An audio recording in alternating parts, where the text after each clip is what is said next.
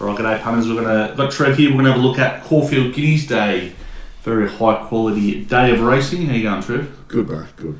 So we might have a look at. I'm just gonna say I'll have a look at the good races, but a lot of them are pretty good races. So yeah, it's good meeting. Yeah. So we might just start with the Herbert Power, just because the winner goes into the cup, doesn't it? Yes. Yeah. So just looking at TopSport at the moment. It's Thursday afternoon/night. So Saracen Knight is $3.90 from Desert Icon at 6, and then we've got Persan and Regal Lion at $7.50, and Emissary at $9.50. What did you think of the race? I thought it was a really difficult race. Yep. I'm very wide in the race. I'll be looking to sort of maybe back some roughies if I get involved in the race. I didn't like Saracen Knight that much.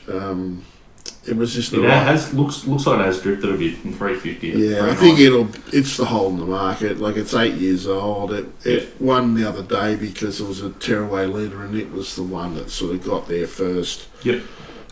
Its previous runs are okay. It's a bit of an in and out horse. Jamie Carr's riding it. That's probably why it's so short in the market. But yeah, I sort of thought it should be a lot longer in the market.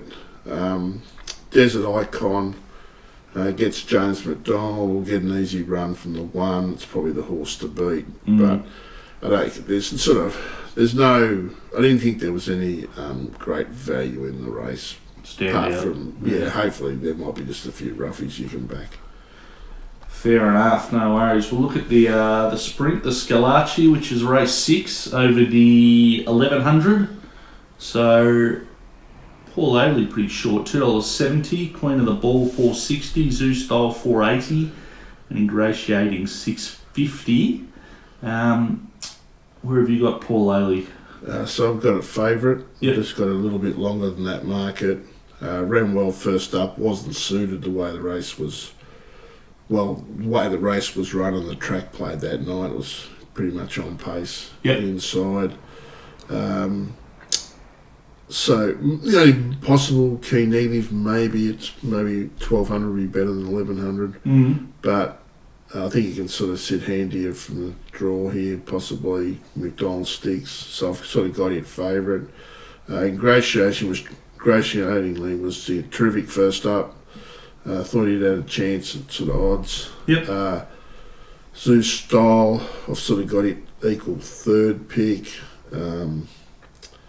It's race no cut, and the filly was terrific the other day, Queen of the Ball, but I just can't quite get it short as the market. And those sort of fillies, now it's racing against open class horses. Yeah.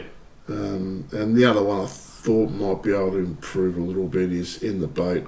Right. It's had 2 trials since its first up run where it ran fat and might have a chance at sort of decent odds here. You can sort of roll forward, sit outside the leader. They've come for it, so I think it opened 16. That's $9.50 now. Oh, okay. Yeah, well, I sort of had it in between that. So yeah, as so $16 was overs. Yeah, as we always say, they come early as soon as these markets go up. So have to see the movement late.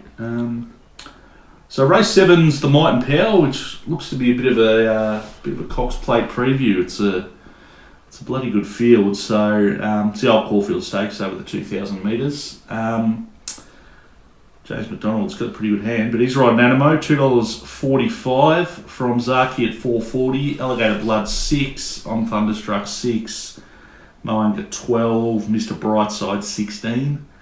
A lot of them other than Animo's come down from Sydney. A lot of them come out of the Underwood though. Yeah, except Ben Owen and Underwood. Ben Owen, and Animo, they've come from Sydney. It's the prelude, basically this will be the Cox Plate horses, I suppose, maybe except for a couple of 3-year-olds. Animo, he didn't look super impressive last start, but he was 3/5 lane. Yeah. Now he sort of gets to 2,000 metres. I think he gets a good run in the map. I think he can sit third. Yep. I think McDonald will try and stay off the fence, so he may let Zara stay on his inside on Thunderstruck. Because I don't think they'll go flat out early. Maybe, but even if they do, then I think he can track off the fence. So I think he'll sit on Zaki and Alligator Blood, and if he's right, I think he's the horse to beat, and James should be favourite. Yeah, looks still drifted just a little bit. So 220 out to 245. Yeah, so I've got it a bit longer than that, but market 100% at the moment, and their market's about 125 or something. So I thought Zaki was disappointing the other day. We sort of marked it favourite the other day. First up, it was all right. I've got it rating down the other day. He wanted to lay in. Yeah, I mean he is 8 years old. Like his past might be It might be past his, a little bit. So, but sort of just at the odds, I think Animo's the horse on the way up. I'm thunderstruck. Thought he just didn't finish off as much as I would have liked over 1800. Now it goes to 2000. Yeah. And I think probably prefer it back at 1600. And Alligator Blood was solid the other day, 1800. The 2000 here. I mean, it might be similarly run. Yep. Mr. Brightside I thought was disappointing. It won sort of decent odds. Mahunga was good the other day. It ran up, it sort of jumped out of the box and improved. Yeah. But if you can get the odds, I sort of wouldn't mind backing Animo and Alligator Blood at the odds if I could get it. No worries. So race 8 is the Guineas, the three-year-old. So Gold Mile's $2.70 favourite and has been backed as well by the looks. McDonald again. Berkeley Square $5, Tijuana $7.50, and they're out to amenable at $14. You had Gold Mile on top, I think. I've got it on favourite by default. I don't really want to back it. 2 starts ago. You weren't too keen on this race, were you? No, 2 starts ago it was terrific. I thought it was really strong late. And then that was when they rode at midfield. Last start, they went forward on it. The tempo was quicker, and he couldn't get past the leader that had sat outside and was very slow the last 200. Yeah. Which sort of, was a bit of. I sort of wanted to sort of poo-poo that, but then it goes from Clipperton to James McDonald, and I think he'll ride it a bit colder. So it's definitely the horse to beat. I just want better odds than it is. I'd sort of be happy being on it, and then maybe back in a few horses sort of just out of the market a bit. Yeah. I didn't like the top weight at all. Tijuana? Didn't like it at all. Berkeley Square, I think, has got it covered on when they met at Flemington. Yep. But it's no star either. I sort of want a bit better odds than it is. I thought Osipenko, basically, I'm happy to put a pen through its first up run. It was running that pouring rain at Caulfield. The market wanted to be on it. So I was sort of happy specking it at decent odds, and some other possible roughies. Normally it's a pretty hard race.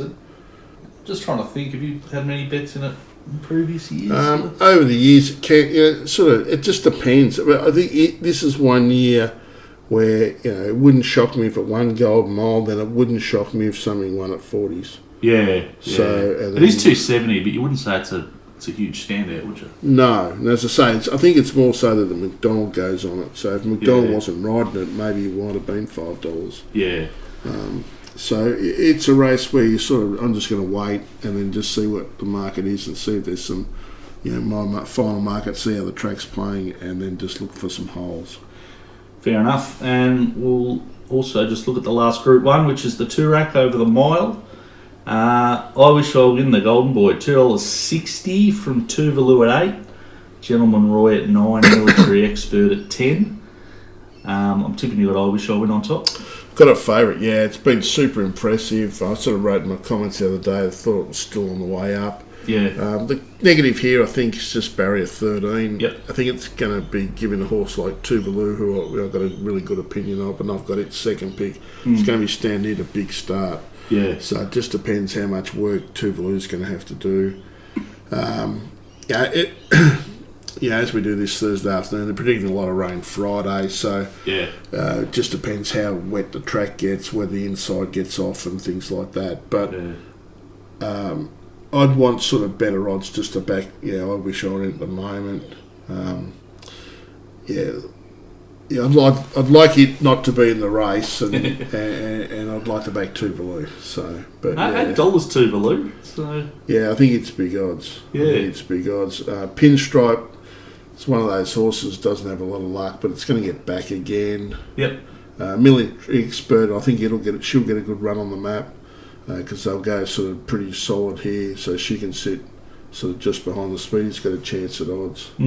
It's a good race. Always been a great race. This it is over the years, and sort of been some good winners. Looks like a good day overall. You quickly mentioned the rain. I think the track. I think they said a good 3 on the website earlier. It might have been a good 4, but it's looking like it's going to rain. Yeah, I think we had 8 mil overnight. Yeah. Today hasn't been too bad, but one of the sites I look at, they're predicting a little bit of rain tonight, and then possibly rain from about 6 a.m. in the morning, and then basically pouring sort of just past lunchtime, and so that becomes hit and miss. Yeah. Sort of 2 weeks ago they weren't predicting much rain, and they got 3 times what they were predicting, and it was a heavy track. So it's just a wait and see. There's no real rain predicted on Saturday, but I think Saturday's only going to be 15, so it's not going to be great drying weather. Yeah. If it was going to be 19, 20, you get a bit of heat in the air, the tracks can dry a bit quicker. So Saturday morning, though, hopefully we'll have a bit of an idea if there's still no rain about. So. Yeah, I think you'll sort of know by late Friday.